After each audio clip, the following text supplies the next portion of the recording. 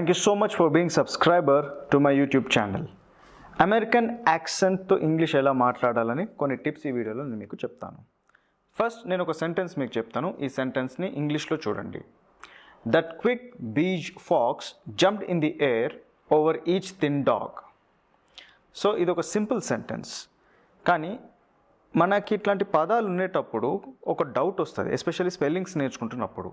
For example C ఉన్నా, K ఉన్నా, Q ఉన్నా మనం కా అని అంటాము. ఫర్ ఎగ్జాంపుల్ కైట్, ఇక్కడ క్విక్ అని ఉంది ఎగ్జాంపుల్లో, అలానే క్యాట్.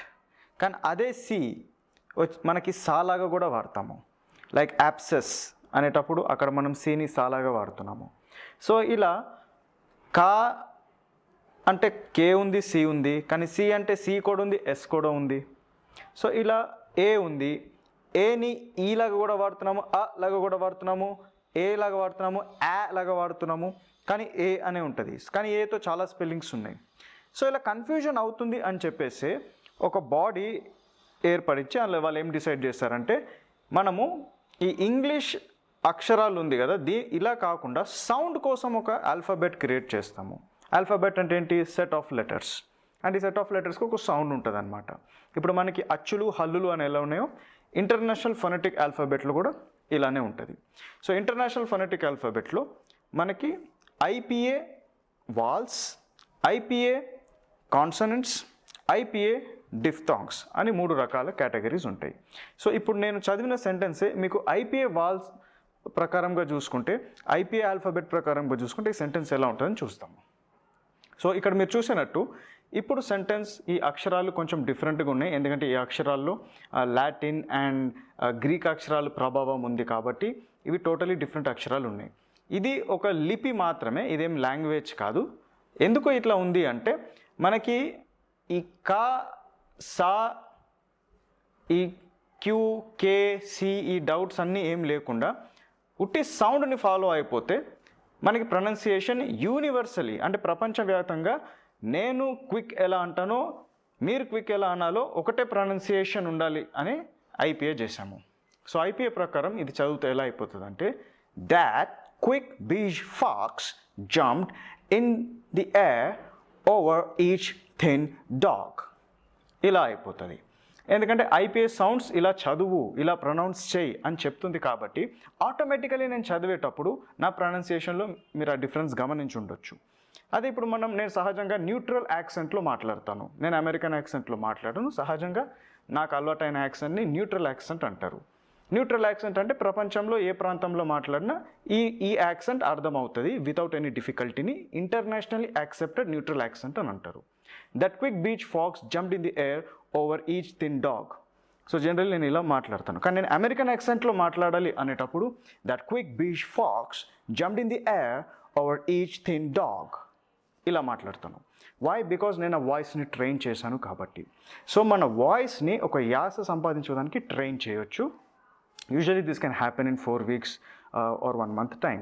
జనరలీ కాల్ సెంటర్లో కూడా international call centres, US call centres, UK call centres, Australian call centres, ఈ ఎంప్లాయీస్కి కూడా వాళ్ళకి before they hit the production floor ఒక 1 month యాక్సెంట్ ట్రైనింగ్ అని ఇస్తారు.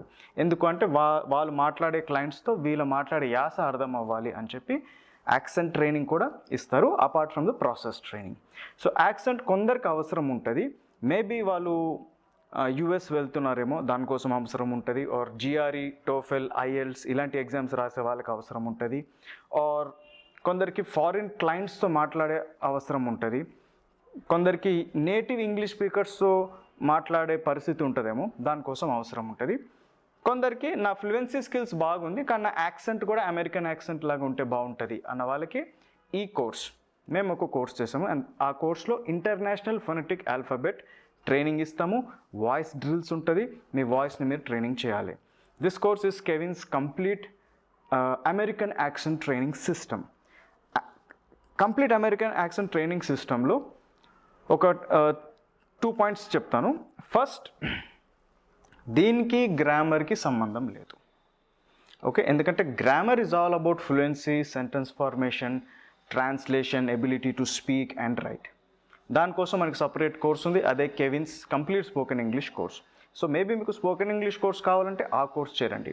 కానీ ఈ అమెరికన్ యాక్సెంట్ ట్రైనింగ్ కోర్స్ నేను చెప్పినట్టు కొందరికి ఈ అవసరం ఉంటుంది. అండ్ ఇది ఒక వన్ మంత్ టైంలో మీరు నేర్చుకోవచ్చు. And this has nothing to do with grammar. ఎందుకు నేను ఇది 1 మంత్ టైంలో నేర్చుకోవచ్చు అంటానంటే, దిస్ ఈజ్ అబౌట్ ప్రొనౌన్సియేషన్ కాబట్టి ఇది ఈజీగా నేర్చుకోవచ్చు. ప్రొనౌన్సియేషన్కి గ్రామర్కి సంబంధం లేదు. జస్ట్ లైక్ మనము పాప, మమ్మ, బబ్బా, డిఓజీ, డాగ్ ఎలా నేర్చుకుంటామో ఇది కూడా అంతే అనమాట. You're just retraining your voice. మీకు ఆల్రెడీ వచ్చి ఇవన్నీ, కానీ ఈ ఆసక్తి ప్రకారంగా మీరు మీ వాయిస్ని ట్రైన్ చేస్తున్నారు. ఇది first point. Second point, sir నేను ఈ కోర్స్ చేరితే నాకు అమెరికన్ యాక్సెంట్తో నేను ఇంగ్లీష్ మాట్లాడగలుగుతానా అంటే, no, that's not how it works. And ఇదే మీరు అర్థం చేసుకోవాలి.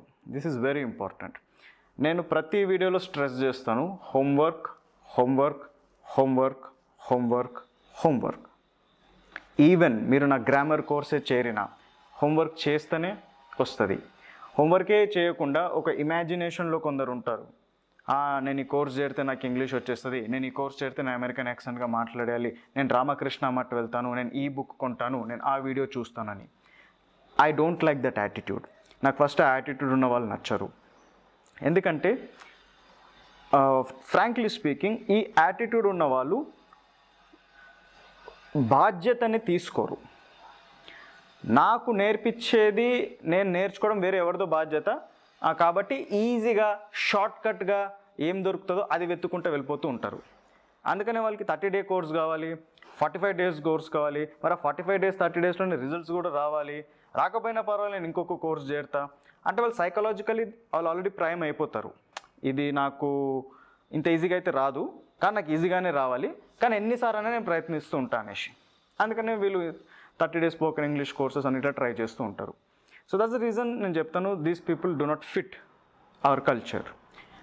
కేవలం హోంవర్క్ చేస్తా, ఎందుకంటే ఇది కామన్ సెన్స్ యూజ్ చేసి ఆలోచించండి. ఓకే, మీ వాయిస్ మీరు చాలా సంవత్సరాలుగా ఒక విధంగా ట్రైన్ చేసి ఉన్నారు ఆల్రెడీ. దీన్ని రీట్రైన్ చేయాలి. రీట్రైన్ అంటే ఎలా? మీరు ప్రొనౌన్సియేషన్ డ్రిల్స్ అని ఉంటుంది. ప్రొనౌన్సియేషన్ డ్రిల్స్లో ఒక ఎగ్జాంపుల్ చెప్తా. ఫర్ ఎగ్జాంపుల్ రా ఉంది. రాని మనం ఏమంటాము? రా రా రా రా రా, రామ్, రావణ్ ఇలా అంటాము, రమ్య ఇలా అంటాము. ఎందుకంటే మన భాషలో రా ఉంది, కానీ ఇంగ్లీష్లో రా లేనే లేదు అసలు. ఇంగ్లీష్లో టంగ్ని రోల్ చేస్తాం అనమాట. రోల్ అంటే ఇలా రోల్ చేస్తాము. సో రా చెప్పేటప్పుడు టంగ్ని రోల్ చేసేటప్పుడు అది రా, రామ్, రావణ్, రా అని టంగ్ని రోల్ చేస్తున్నా. అలానే లా, ఇంగ్లీష్లో లా లేదు, ఓ ఉంది. లా, ఓ, బుల్, లా, లాక్ ఇలా ఉంటుంది అనమాట. అదే ఇప్పుడు మన భాష ప్రకారం మనం మాట్లాడితే బుల్, లాక్ ఇలా అంటాము. సో ఇది ఒక చిన్న ఎగ్జాంపుల్ చెప్తున్నా. Okay, where you roll your tongue. ఇప్పుడు ఈ అండ్ మీరు డ్రిల్ చేస్తుంటేనే మీకు ఆ సౌండ్ వస్తుంది. మీరు ఈ వీడియో చూసి నేను మాట్లాడేది చూస్తే మీకు వస్తుందా? రాదు కదా. రామ్, రామ్, రామ్, రామ్, లా, లా, లా, లా ఇలా చేయాలి. ఇలా ప్రాక్టీస్ చేస్తేనే మీకు సౌండ్ వస్తుంది. సో దీన్నే ప్రొనౌన్సియేషన్ డ్రిల్స్ అంటాము. అందుకనే హోంవర్క్ ఇంపార్టెంట్. ఈ కోర్స్ చేరితే నేను అమెరికన్ లాగా మాట్లాడుతానంటే దట్ ఈస్ స్టూపిడిటీ. అట్లా నేను ఫ్రాంక్గానే చెప్తా, స్టూపిడిటీ. అది అట్లాంటి ఎక్స్పెక్టేషన్ పెట్టుకోవడమే stupidity. But yes, okay sir, మీరు చెప్పిన కాన్సెప్ట్ నాకు అర్థమైంది. నాకు అమెరికన్ యాక్సెంట్తో ఇంగ్లీష్ మాట్లాడడం ఇంపార్టెంట్, నా వాయిస్ని నేను ట్రైన్ చేసుకోవడం నాకు ఇంపార్టెంట్, నేను దీన్ని గుర్తిస్తున్నాను అన్న వాళ్ళకి అమెరికన్ యాక్సెంట్ ట్రైనింగ్ సిస్టమ్ అనేది కరెక్ట్ కోర్స్. ఇది 1 monthలో మీరు ఫినిష్ చేయొచ్చు, ప్రొవైడెడ్ ఆ 1 month మీరు హోంవర్క్ అండ్ డ్రిల్స్ కన్సిస్టెంట్గా చేస్తూ ఉండాలి. సో ఇఫ్ యూ థింక్ నేను చెప్పింది మీరు రెజొనేట్ అయ్యి నేను చెప్పినట్టు, don't be stupid, don't have silly expectations, but be committed. Yes sir, I'm committed to change my accent, I'm committed to train my voice and retrain చేస్తాను ఆ వాయిస్ని. దానికోసం ఎన్ని డ్రిల్స్ చేయడానికన్నా నేను రెడీ అంటే then you are the right student. నేను మీలాంటి వాళ్ళ కోసమే వెతుకుతున్నా, మీలాంటి వాళ్ళ కోసమే ఇది కరెక్ట్. అండ్ మీలాంటి వాళ్ళు ఈ సిస్టమ్ నుంచి 100% బెనిఫిట్ అవుతారు. You will speak in American accent like the way I trained you. So మీరు ఈ కోర్స్ చేరాలనుకుంటే this course is now for 5,500 only. ఈ course and grammar course fees ఒకటే ఉంది. అలానే ఈ కోర్స్ మీరు ఇన్స్టాల్మెంట్లు కూడా పే చేయాలనుకుంటే you have 5 months installment same as grammar course. So payment options same options ఇస్తున్నాము సో దట్ ఏ కన్ఫ్యూజన్ ఉండకూడదని. So if you think your committed student and నిజంగా మీ వాయిస్ని ఇలా నేను చెప్పినట్టు ట్రైన్ చేసి ఐపీఏని శ్రద్ధగా నేర్చుకుని ఒక అమెరికన్ యాక్సెంట్ ఇంగ్లీష్లో నేను ఇట్లా కెమెరా ముందు వచ్చి మాట్లాడాలి అండ్ దానివల్ల మీకు వచ్చే confidence and the way your image and status changes, if these things are important to you and you are not stupid but you are a committed student, then yes, ping me on WhatsApp. I will take you in Kevin's American Accent Training System for February batch. Thank you so much. I'll see you in the course. Bye.